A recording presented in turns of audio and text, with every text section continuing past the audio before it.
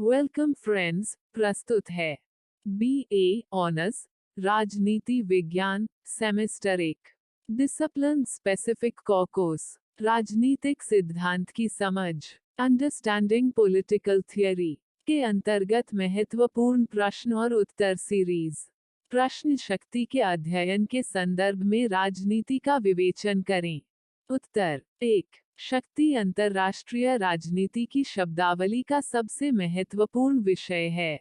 शक्ति शब्द का शाब्दिक अर्थ उस क्षमता से है जिसके द्वारा कोई व्यक्ति किसी दूसरे व्यक्ति अथवा व्यक्तियों के आचरण को नियंत्रित अथवा प्रभावित करता है। 2। मानव से जुड़े संबंधों के परिचालन में शक्ति से सामान्यतः उस योग्यता का बोध होता है जिसके माध्यम से कोई व्यक्ति किसी दूसरे व्यक्ति अथवा व्यक्तियों पर अपनी इच्छा को थोपता है तथा इस थोपे जाने के विरोध की स्थिति में प्रभावी दंड की व्यवस्था करता है। 3। अंतर्राष्ट्रीय राजनीति भी शेष सभी राजनीति की तरह शक्ति के लिए संघर्ष है। अंतिम उद्देश्य चाहे कुछ भी हो, उसका तात्कालिक उद्देश्य हमेशा शक्ति ही होता है। 4। शक्ति राजनीति का एक अनिवार्य तत्व है क्योंकि दूसरों की नीतियों पर नियंत्रण रखना राजनीति का मूल अर्थ है और शक्ति के बिना यह बिल्कुल संभव नहीं है। इस प्रकार शक्ति हमारी जरूरतों और इच्छाओं की पूर्ति का साधन बन जाती है। 5। वास्तव में इस साधन का साध्य से बड़ा गहरा संबंध है। साध्य है आवश्यकताओं की पूर्ति और साधन है शक्ति। चूंकि हम आवश्यकताओं की पूर्ति हेतु सर्वदा प्रयत्नशील रहते हैं, अतः शक्ति की आवश्यकता भी निरंतर बनी रहती है। 6। साधन और साध्य के संबंधों की यह अनवरतता ही शक्ति को सर्वाधिक महत्वपूर्ण बना देती है। इसका फल यह होता है कि हम केवल वर्तमान की सुनिश्चित आवश्यकताओं की पूर्ति के लिए शक्ति जुटाने का प्रयास मात्र ही नहीं करते, वरन भविष्य के गर्भ में निहित अनिश्चित आवश्यकताओं के लिए शक्ति एकत्र करने का उद्यम भी करने लगते हैं। 7। इस तरह शक्ति संचय स्वयं एक लक्ष्य बन जाता है और इस प्रकार साधन और साध्य के बीच रक्षा का भेद समाप्त हो जाता है। यही प्रमुख कारण है कि शक्ति के अभाव में राजनीति का कल्पना तक नहीं की जा सकती। 8। जॉर्ज श्वार्जेनबर्गर ने शक्ति को प्रभाव एवं बल के बीच की स्थिति के रूप में वर्णित किया है। अंतर्राष्ट्रीय संबंधों के परिचालन में प्रभाव अधिकांशतः शक्ति में परिवर्तित हो जाता है तथा शक्ति को अपने आप को बल प्रयोग में ढालने की आवश्यकता होती है ताकि वह अपना औचित्य स्थापित कर सके। यहाँ पर यह भी ध्यान देने योग्य है कि मूल रूप से राजनीति विभिन्न समूहों के हितों के पारस्परिक विरोध से जन्म लेती है, परंतु व्यवहार रूप में राजनीति शक्ति लोलुपता के कारण पनपती है। इसलिए राजनीति को सत्ता संघर्ष का नाम दिया गया है। 9। इस प्रकार यह स्पष्ट हो जाता है कि अंतर्राष्ट्रीय राजनीति एक ऐसी प्रक्रिया है जिसमें प्रत्येक राष्ट्र शक्ति के माध्यम से अपने अंतर्राष्ट्रीय संबंधों का इस प्रकार संयोजन करने का प्रयास करता है जिससे उसका अधिक से अधिक लाभ हो। 10। इस प्रकार अंतर्राष्ट्रीय राजनीति के 3 प्रमुख तत्व हमें दृष्टिगोचर होते हैं। 1। राष्ट्रीय हित। 2। विवाद। 3। शक्ति। राष्ट्रीय हित अंतर्राष्ट्रीय राजनीति का लक्ष्य है, विवाद उसकी प्रकृति और शक्ति उसका साधन। 11। कई विद्वानों ने विवाद को ही राजनीति की जड़ माना है और यह स्वीकार किया है कि विवाद ही राजनीति का आधार बिंदु है। विवाद के कारण झगड़े पैदा होते हैं और झगड़ों के कारण विवाद बना रहता है। तात्पर्य यह है कि मतभेद व विवाद के कारण ही राजनीति चलती है। 12। कार्ल जैस्पर्स ने आधुनिक हथियारों को अंतर्राष्ट्रीय जीवन का नया तथ्य कहकर संबोधित किया है।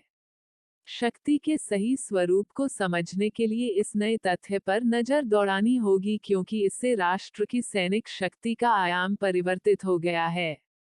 13। यह बात सही है कि अंतर्राष्ट्रीय संबंधों के प्रसंग में राज्य जिस शक्ति का प्रयोग करते हैं उसकी रचना में सैनिक तत्व के अलावा आर्थिक, राजनीतिक, सांस्कृतिक और विचारधारा संबंधी अवयव भी क्रियाशील होते हैं।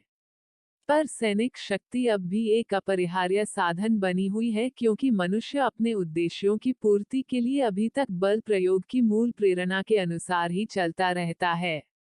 14 सच बात यह है कि अंतर्राष्ट्रीय राजनीति में शक्ति की वही भूमिका होती है जो धन की बाजार अर्थव्यवस्था में होती है। निस्संदेह धन शक्ति का एक महत्वपूर्ण अवयव है, क्योंकि इसके द्वारा कोई राज्य दूसरे राज्य के व्यवहार को प्रभावित करने के लिए उसे पुरस्कार के रूप में बहुत कुछ दे सकता है।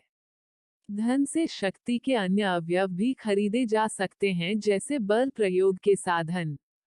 किंतु धन होने से ही शक्ति प्राप्त नहीं होती। वास्तव में वही राष्ट्र शक्ति संपन्न है जो दूसरे के व्यवहार को प्रभावित या नियंत्रित करने में अपने साधनों का सफलता से उपयोग करने की योग्यता भी रखता हो। 15 मार्गेंथो के शब्दों में, शक्ति उनमें जो इसका प्रयोग करते हैं तथा उनमें जिन पर इसका प्रयोग किया जाता है, के बीच एक मनोवैज्ञानिक संबंध है। यह शक्ति प्रयोग करने वालों को उस प्रभाव के द्वारा जो वह दूसरे के मस्तिष्क पर रखते हैं, दूसरे के कार्यों को कुछ नियंत्रित करने का हक होता है। 16 श्वार्ज़ेनबर्गर के अनुसार, अस्वीकृति की स्थिति में प्रभावशाली आदेशों में आस्था द्वारा अपनी इच्छा को दूसरों पर थोपने की सार्थकता ही शक्ति है। उद्धरण चिन्ह 17 चार्ल्स पी श्लीचर के अनुसार, दूसरों को इनाम देकर या इनाम का वादा करके या फिर उनको किसी बहुमूल्य चीज से वंचित करके या वंचित करने की धमकी देकर उनसे वह काम करवाना जो साधारण हालत में वे न करते हों, शक्ति है। 18 फ्रंकल के अनुसार, शक्ति समस्या सभी प्रकार के अंतर्राष्ट्रीय संबंधों में विद्यमान है। युद्ध, प्रतियोगिता तथा सहयोग सभी में शक्ति निहित है। एक राष्ट्र जो साधन तथा संगठन विहीन है, न तो वह दूसरे राष्ट्रों से प्रतिस्पर्धा कर सकता है न ही सहयोग। 19 केयरविकर के अनुसार, राजनीति को शक्ति से अलग नहीं किया जा सकता। राष्ट्रीय तथा सरकारों का अस्तित्व शक्ति प्रयोग से ही है। प्रत्येक देश में या फिर सारे विश्व में या तो स्थिर शक्ति संतुलन होता है या फिर अस्थिर या शक्ति संतुलन बिल्कुल नहीं होता। परंतु शक्ति हमेशा रहती है। राजनीतिक शक्ति का दुनिया में अस्तित्व है तथा वही लोग इसका प्रयोग करेंगे जिनके पास यह है। 20 वर्नोन वैन डाइक के शब्दों में, शक्ति उन उद्देश्यों में सर्वोपरि है जिनकी प्राप्ति के लिए राज्य प्रयत्नशील रहता है और उन विधियों में आधारभूत है जिनका वे उपयोग करते हैं। 21 पीएच कार के अनुसार, शक्ति के पहलू से राष्ट्र का प्रत्येक कार्य युद्ध की दिशा में होता है, इच्छित अस्त्र के रूप में नहीं, लेकिन एक ऐसे शस्त्र के रूप में जो अंतिम आश्रय के रूप में प्रयोग किया जा सके। 22 बुल्फे तथा कोलंबस के अनुसार, शक्ति एक व्यापक अवधारणा है जिसमें न केवल धमकी या वास्तविक शक्ति का प्रयोग शामिल होता है बल्कि जिसमें स्वीकारात्मक तथा माने जाने वाले अहिंसावादी साधन भी शामिल होते हैं, जैसे आर्थिक पुरस्कार व सहयोग के कार्य। इसमें वैचारिक अभिव्यक्ति शामिल होती है। 23 इस प्रकार हम देखते हैं कि शक्ति की कोई सटीक परिभाषा देना संभव नहीं। शक्ति की परिभाषा का सार यह है कि जिस क्षमता अथवा योग्यता से राज्य दूसरों से अपनी इच्छा मनवाता है या अपना आदर तथा आदेशों को पालन करवाने को विवश करता है, वही क्षमता शक्ति है। 24 अंत में हम आर्गेनस्की के स्वर में स्वर मिलाकर यह कह सकते हैं कि शक्ति अपने साध्यों के अनुकूल किसी राष्ट्र दूसरे राष्ट्र के व्यवहार को प्रभावित करने की योग्यता का नाम है। यदि कोई राष्ट्र ऐसा नहीं कर सकता तो चाहे वह कितना ही बड़ा क्यों न हो, कितना ही धनी क्यों न हो, कितना ही महान क्यों न हो, वह शक्तिशाली नहीं माना जा सकता। तो कुल मिलाकर इस प्रस्तुति में हमने शक्ति के अध्ययन के संदर्भ में राजनीति का व्याख्या और इस संदर्भ में विभिन्न विचारों की जानकारियां प्राप्त की। प्रस्तुति समापन। आपका धन्यवाद। Disclaimer: This notes has been made after a lot of research, yet the accuracy of the answers may vary. The author assumes no responsibility or liability for any errors or omissions in the content of this notes.